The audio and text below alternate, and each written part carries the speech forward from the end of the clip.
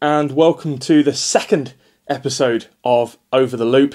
I'm Adam Drain, your host, and thank you for tuning in once again for what promises to be a feast of RC action from across the UK and around the world. Before we get started, I just want to take a second to thank a huge number of you. Those of you that watched the first episode, those of you that are watching this second episode, those of you that liked and shared and commented and gave feedback. It was incredibly kind of so many of you to get in touch after the first show and give me that encouragement to pick up the camera again and sit down in a slightly different location, because that's some of the feedback, for episode 2. Now, I mentioned the location. No longer have I got the wooden door behind me. Quite a few of you pointed that one out as being a slightly strange location to record in. And do you know what? This one isn't a great deal better, to be honest. But fact of the matter is, I'm having a new man cave, or garage, as the missus calls it, built outside right now. Once that's done, I'll be moving the filming in there. It'll be a nice little wooden shack for me to work on my cars and sit there and record the show, and should be a much nicer place to do it. I did try lots of different locations around the house, and the one I was in last time seemed the best, but this is actually a little more comfortable in my second favourite place in the world. My favourite being by the RC track, my second favourite being with my fat ass sat down on my armchair. So welcome to my living room and welcome to episode 2 of Over the Loop. Here's what's coming up. Coming up in episode 2 of Over the Loop, we're going indoors and having a look at all of the different racing options there are on carpet this winter. We'll of course take a look at the news, and of course we will move to 10 questions with 10 answers coming from Martin Owen of PR Racing and Duncan Rist of Yokomo LMR. And when we head to the retro section of the day, we're going to Bas Vegas for a very, very historical look at a World Championships. Now, those of you that watched episode 1 will know that one of the regular features is going to be 10 questions. The idea is developed a little bit so that each show we have 2 names. One person who is a big name in RC, somebody that many of you know, and the other guest to be somebody that probably a lot of you don't, but is still a pretty accomplished racer for themselves with plenty of stories to tell. We'll get to that person a little bit later on. Let's start with the slightly bigger name, it's fair to say, and it's a fairly big personality as well. This guy got in touch after episode 1 with some great feedback, and it just seemed right to bring the big man on to episode 2. We are, of course, talking about Team GB, team manager and PR racing driver, Martin Owen. I started in 1986, had a Tamiya Wild one, which was just a bit of a toy, a bit of a mess around. Went to a local track, started racing a bit of off-road at a place called Hot Tracks, and it kind of led from there. And I've had a couple breaks on and off. I've been back racing for about 6 years now, and been enjoying it quite a bit. So yeah, it's good.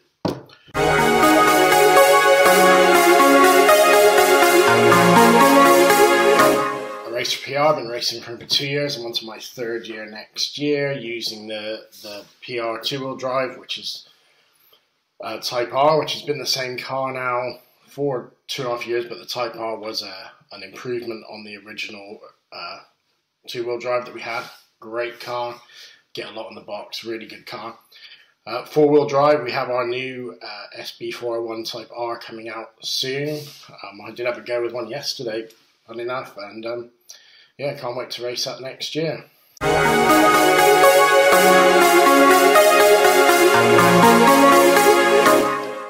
It'd probably have to be a Gold Tub RC10. It was raced for so long in so many different styles. I raced it as an off-road car originally. I've used it as an oval car. I've built one into a sprint car to again race on dirt oval. Back in my days in the States. For those of you that will probably take the mick, I did live in the States from when I was 6 till I was 16. Most know it. Most know I talk about it too much. Most ask me if I've ever been to California as a joke. And yeah, that is where I did a lot of my racing. And the RC10 was my favourite car.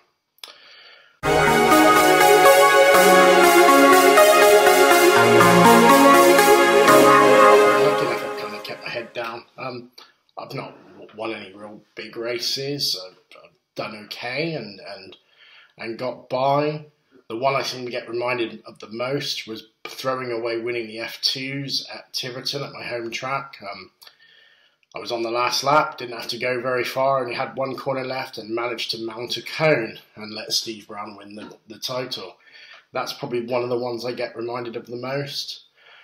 Claim to fame, don't really have any. I'm quite out there on the social media and get up to, for the last 2.5 years, managed Team GB at Euros and Worlds. So, that's probably been my thing that I'm probably well known for.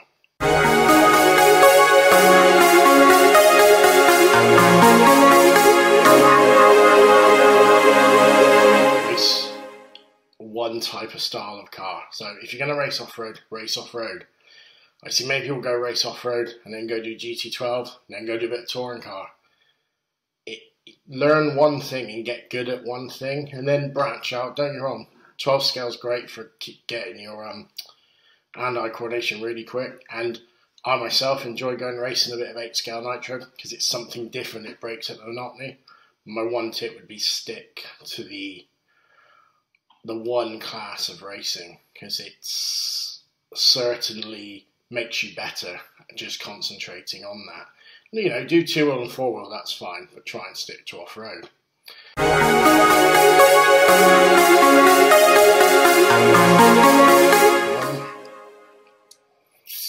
I would say, to be honest, I really liked Maritime. A lot of people didn't and struggled there. I really enjoyed Maritime, even climbing upstairs, and it was a lot of stuff to carry up, and it wasn't the biggest of tracks, but there was something. Ian Knight just ran an amazing meeting, and probably one of the best race controllers I've ever got to deal with. And I just really enjoyed it at Maritime. Others couldn't and hated it. I liked it. Funny enough, when it closed down, Ian gave me a nice big Maritime sign, which is in my office, and I'll always remember racing there. It was really good. I enjoyed it.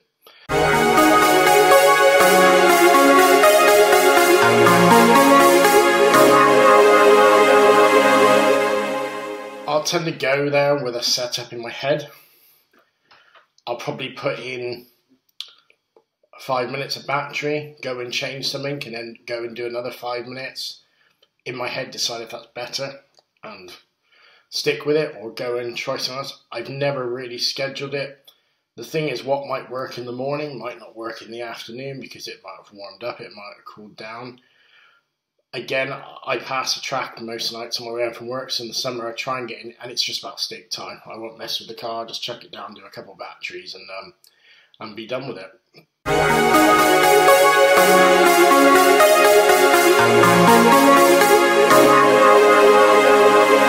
always used to love 4-wheel drive. I've had my best results lately with 2-wheel drive. So for me at the moment, it's 2-wheel drive, but it may change in the future, especially with our new 4-wheel drive coming. That may change.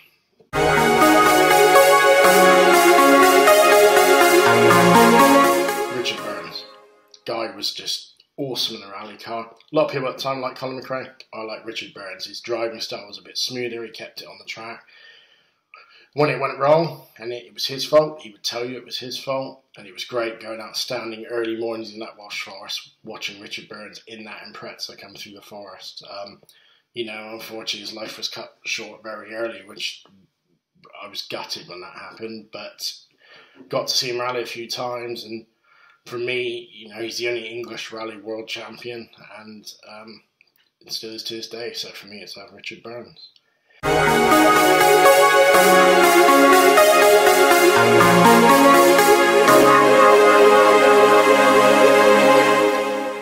Well, I was gonna say red, but I spoke to Nathan about this because it's a very important subject and probably the most important question. And Adam, it's definitely, for me, it's like Saint-Tropez orange. Yeah, definitely orange. So hopefully you'll get some new shells and we can talk about something else. But, I think you're always going to remember it for that orange shell. big news as we started to edit this episode. Midlands Raceway have secured the 2020 European Championships. Although it won't be back on dirt, they're looking to run this round on AstroTurf at their world famous track. But of course that then left an open question about 2019. Good news is there will be a Euros, it'll be at Pinarello in Italy on the dirt. Moving to what has been one of the craziest transfer markets in RC history in the UK, Ed Kerry has moved to PR Racing and McLaren to be joined by Greg Williams and his sister and the ever-growing team there. Unfortunately though, they lost the Hall brothers, the talented team going to Associated, whilst Ellis Stafford, the legend of RC, has moved to Schumacher. X-Ray have made a big move in the UK, signing Craig Collinson and Simon Moss to their ever-growing team as well. Expect big results. Well, with thanks to Martin, and of course a good look at what news is going on. Plenty of moves in probably one of the craziest silly seasons there has been. Now, coming back to some of that feedback that you guys gave me, it is really, really great to get all of your comments and ideas. Now, you'll see some of those ideas have been incorporated already. Some of them will feature in future episodes, but please feel free to keep those ideas coming. I've got a log of them and I keep referring back to them when I put the shows together. One of them was for me to get some branded clothing, so there we go. Not sure if you can see that very well, but a nice over-the-loop t-shirt. So when I'm at race events, if I'm not wearing my X-Ray gear, I'll be wearing this and you'll know exactly who I am. Now, getting on with the show, I wanted to recognise the fact that it's switching time of year. It's colder outside. In fact, the day that I've recorded the show, we've had a few flakes of snow. Crazy to think that in sort of October, November time, but you know, it looks like we're in for a tough winter. Now, for me, as a fair weather racer, that means that I want to go inside on the high grip carpet, and where I know I'm going to be warm and dry and no risk of racing being cancelled. Interesting discussion on exactly that in the new 300 podcast from Pete Lyons and Alex Hayward. Well worth a listen, by the way. But I wanted to also take a look in this episode at what winter series racing there is indoors up and down the land. Now, I visited West Bridgford for their round one, but that's not all there is on offer. So let's take a look at winter racing in the UK.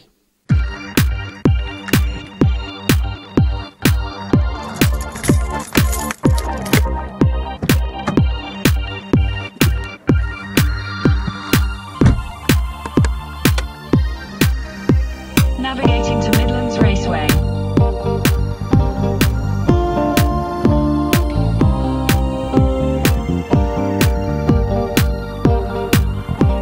For me, every winter season has got to start with a trip to Midlands Raceway. Their excellent practice days allow you some time to get used to the high grip stuff again and to get that all-important setup just right. But it's not long before you then hit the road again to race. So for me, a short run across the A50 early morning takes me to West Bridgford Model Car Club for their Buggy Blitz series, back once again at Bingham Leisure Centre, like I say, near Nottingham. It's a great track that they lay out, all EOS carpet, and I'm glad to see no slippy floor this season. Thank you very much, Paul, for that. We all hate the slippy floor. And some great features included on the track. You see the rumble strips, the little up and down there, the upside down gym mats, the big kicker jump, and of course their brand new tabletop. A straight that's plenty long enough as well to make sure you've got the ponies, a decent rostrum that's got plenty of room for 10 drivers, even if they are my kind of size, and some really competitive racing. Guys like Eugene Galley and Ben Smith at every single round, and in four-wheel drive, guys like Ian Mellish and Dan Austin keeping you right at the top of your game as well. Now, for some people, they performed really well and made the A final in two-wheel drive. Not naming any names, me, first time ever. But it's a great place to go racing for all abilities.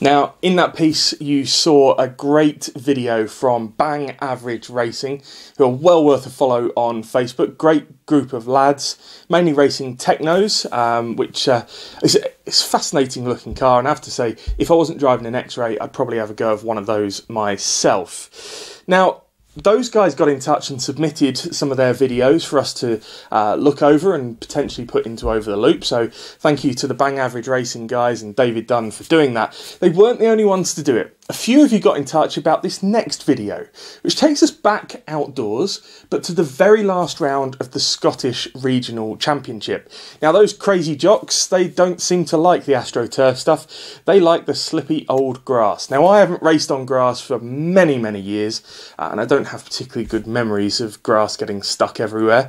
But for some people, they absolutely love it. So let's take a look at this video from the Scots.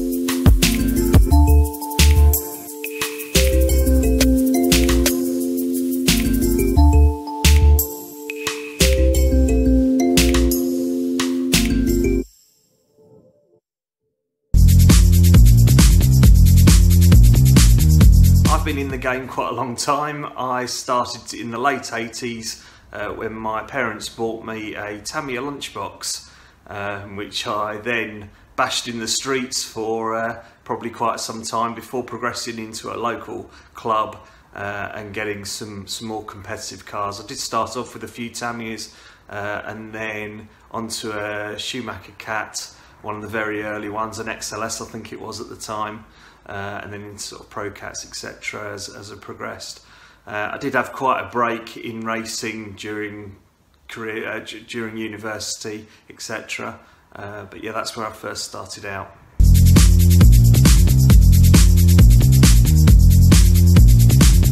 Well, as you can see from here behind me, I'm a Team Yokomo driver. I drive the Yokomo YZ2 Cal 2 as two-wheel drive, and the YZ4 SF as four-wheel drive, the shaft car.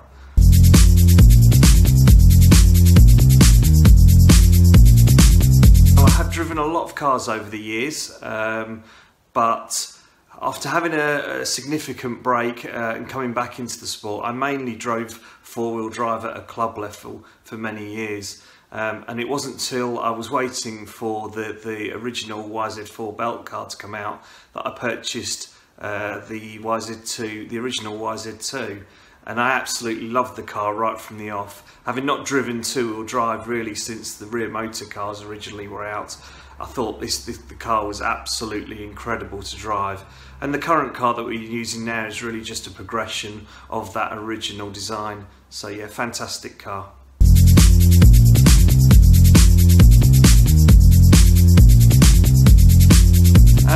I'm not sure I've got really that many great RC results, but I've enjoyed the last sort of 3 years I've now been running in nationals, and it's been a fantastic experience to be in the tent with all the guys, and also to see a lot of the guys that I've competed with in the Midwest and then competing with them at nationals. I have managed this year to get the right side of the A a number of times, which I pride myself in. I think that's a good achievement for where I'm at.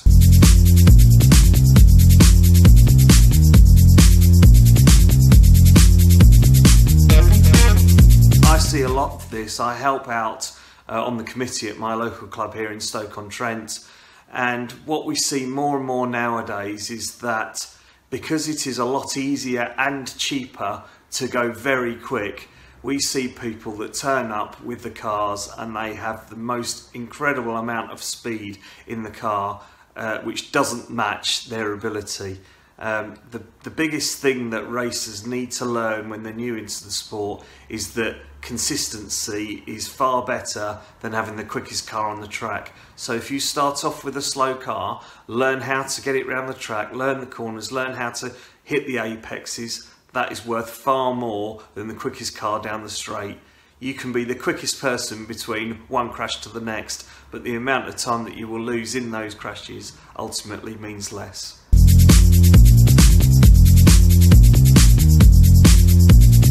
Well, that's a bit of a difficult one for me, having not really travelled much outside of the UK for racing.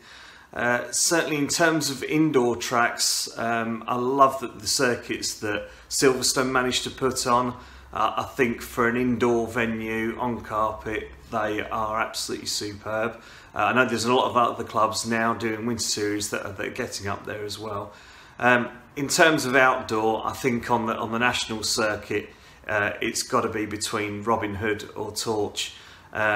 Robin Hood I did quite well at the first time I ever went there, not so great this year, but Torch I've always loved as a circuit as well. I think they are two of the best facilities. There are many other circuits in the UK that we've got that are all good as well, but I think they're my favourite ones personally.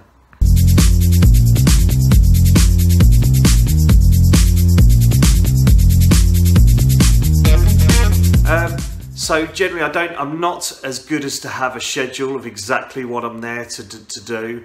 I think for me a lot of it is about laps, so I tend to run a number of laps, then hopefully set up some significant changes and see what those changes will do and make notes accordingly. But I think a lot of the time for me it's about practice, so the more laps that I can put in, the more confident I feel, and I think that for me personally it is very much a confidence game.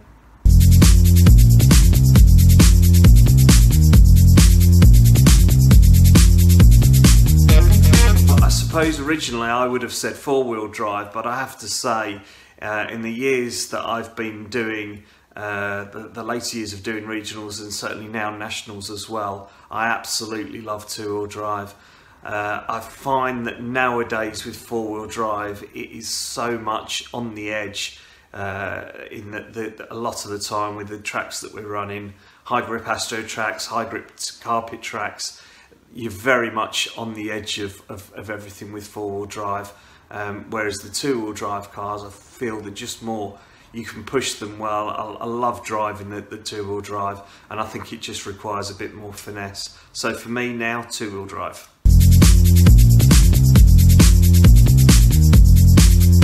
I have a number, I suppose. I mean, in the very early days, I did used to love Formula One. I'm not so keen on the way it's going nowadays. I think the days when I used to watch it as a kid, when we had the likes of Ayrton Senna, Alan Prost, Nigel Mansell. I think those were real glory days of F1. It was much more about the driving than anything else, and I think that sport in particular has gone into a real tactical game now. There's many different motorsports that I enjoy, including World Rally Cross. I think is one of the most up and coming. It's a great spectator sport, and the ideas that they have there are great. So for me, in that discipline, Andreas Bakkerud is I think he's just a pleasure to watch. So those are some of my heroes.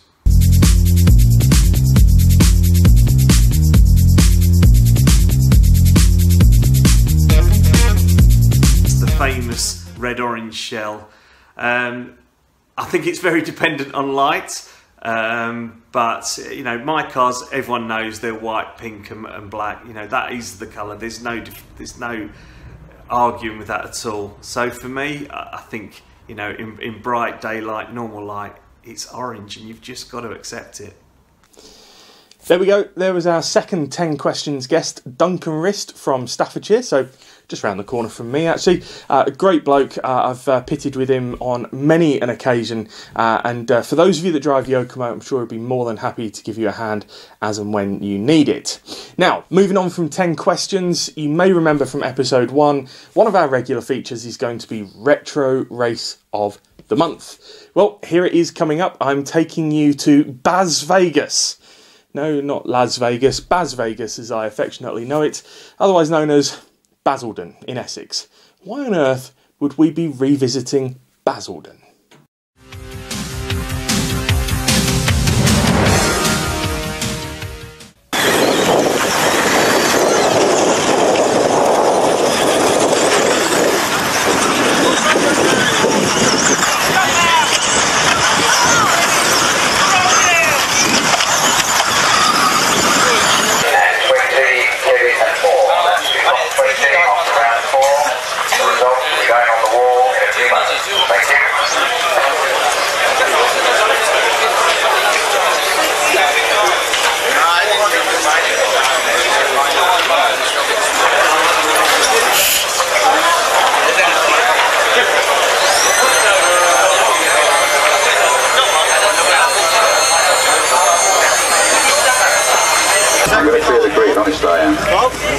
Move the second car in, please. Right, for those of you who are of a mind for these technical things, in pole position on the grid, Joel Johnson driving the new Losi XX car. Second on the grid, Scott Brown, also driving Losi. Third on the grid, Mark Pavides from Associated. And fourth on the grid, Matt Francis, also driving Associated. Fifth on the grid is Carlos Gonzalez, driving Associated, and sixth, Craig Drescher, also driving Associated. Stand by.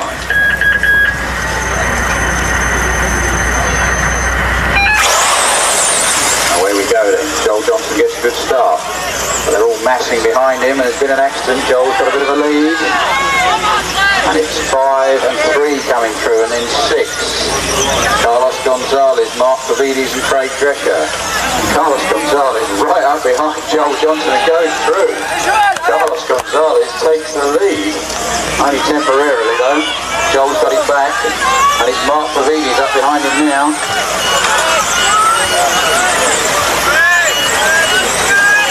Joel goes sideways, Mark gets in. It's Mark Pavides then, Joel Johnson and Craig Drescher. Craig goes past Joel. So Mark Pavides leads, Craig Drescher second, Joel Johnson third, and now Brian Kimball's in there having a start. Mark Pavides presses on the jump, so Brian Kimball takes the lead, Joel Johnson second. And it's Matt Ledger right up from the back in third place now. Mark Pavides goes through in fourth. John Coontz in fifth. So Brian Kimball leads. Well, what about that? Last time he was in front, it was only a mistake to put Joel back in there. So can Joel do anything about this? Brian Kimball leads.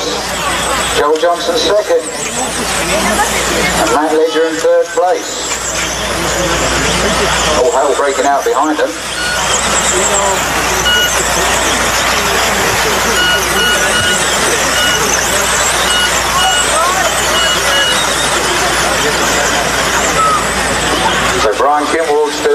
10, followed by Joel Johnson.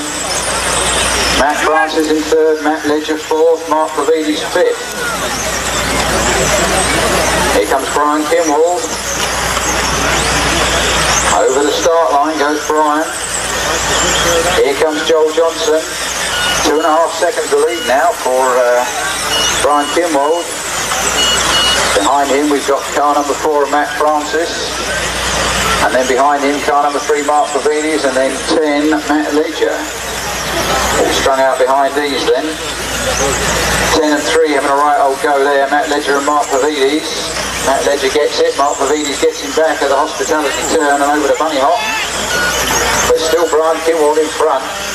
Magnificent display from young Brian here. It was second, I remind you, in the first leg, and Joel Johnson was first, so this is going to reverse the positions if it stays like this. Brian Kimwall, and a big mistake from Brian, quickly marshalled.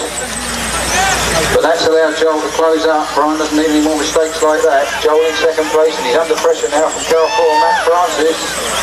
Matt Francis coming up behind him as they go onto the terrace. Matt with the inside line. Joel either very nervous or his car moving is good. Matt going for the inside. So Brian Kimwall leads then. Matt Francis all over the back of Joel Johnson. What can he do about it? Joel goes into the hospitality turn, swings it around pretty sharp there. Still can't shake off Matt Francis. So it's Brian Kimwall in front, car 8. Then Joel Johnson, car 1. And then Matt Francis, car 4. They're actually slightly gaining on Brian Kimwall now. The gap's down to just over a second. So they're beginning to haul him in. Brian's car looking really smooth and punchy in the infield.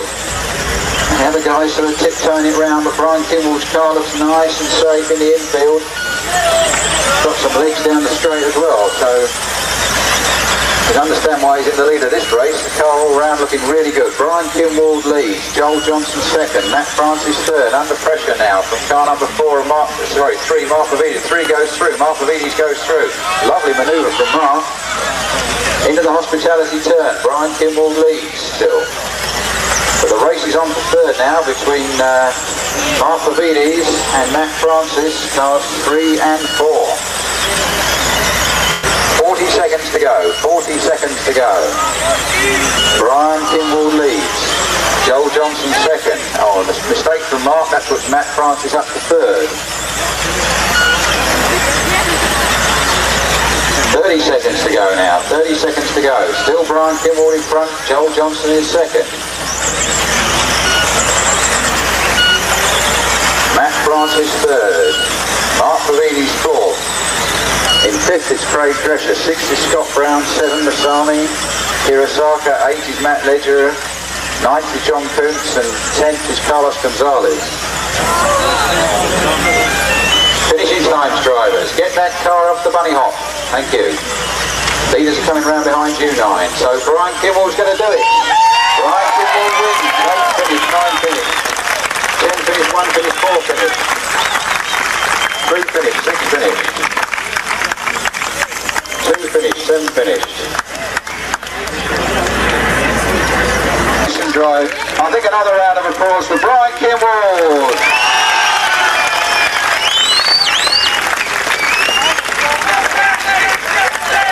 Please come and see the press at Race Control. Brian Kimwall, please come to Race Control and see the guy from the TV. Thank you.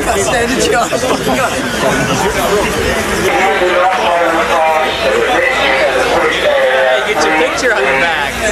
Put your car on there. There you go. Good four-wheeler.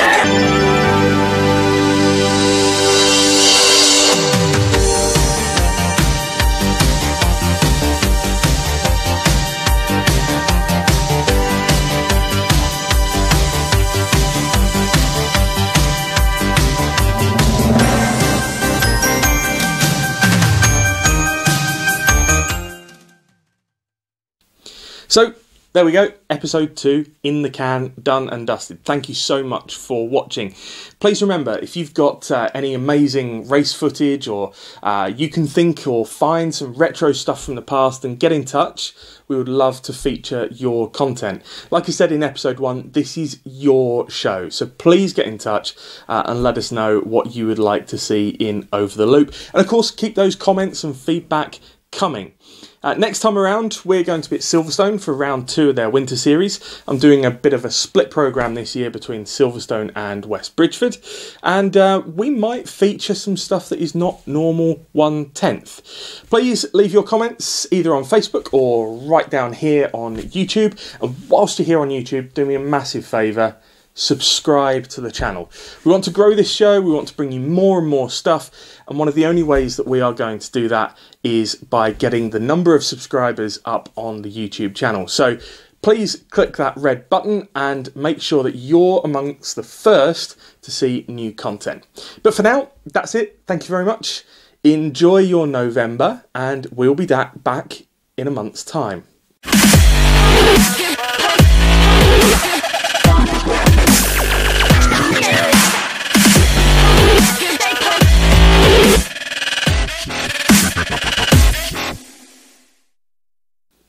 Now I've taken like 8 cuts of this final piece of video, so I'm going to ignore that small mistake I made right at the end there, and I'm going to keep that one in, but I'm sure you'll let me off. Thanks very much. See you again.